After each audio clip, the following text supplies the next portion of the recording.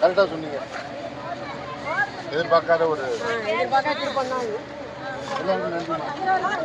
எப்படியோ நம்ம தொகுதியை ஜெயிக்க வச்சுட்டோம். அது ஒண்ணுதான் நம்மளால செய்ய முடியும். உதயசூரியன் சின்னத்திலே வாக்களித்து வெற்றி பெற செய்தவங்களுக்கு எல்லாம் நம்முடைய தலைவர் கலைஞர் அமைத்து கொடுத்த சமத்துவம் இன்றைக்கும் எல்லோருக்கும் அடையாளமாக இருக்கக்கூடியது. நம்முடைய முதலமைச்சரும் பல்வேறு நலத்திட்டங்களை கொடுத்தார்கள்.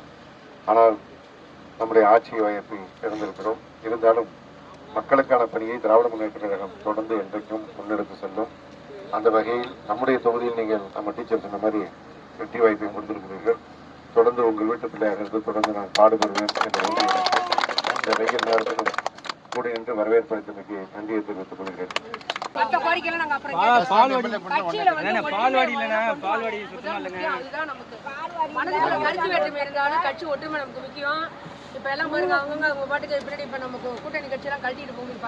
நம்ம ஒத்துமையா இருக்கும். அவங்க தான் போயிட்டாங்க. பார்த்துப்போம். நம்ம இருக்கிறவங்களை தூக்கி நிறுத்தி கொண்டு வரது வழியை பார்க்கணும். கை தட்டிட்டே இருக்கீங்க.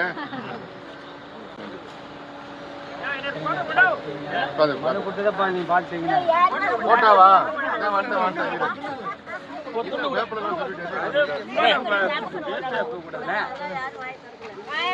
என்ன வேணும்? என்ன வேணும்? ஏறு வெட்டுக்கா 100 நாள் வேலை. 100 நாள் வேலையா? 100 நாள் வேலை நம்ம மத்திய அரசாங்கம் பணம் தரணும். மோடி அரசாங்கம் போன தடவை தராம நம்ம போராட்டம் நடத்தணும்.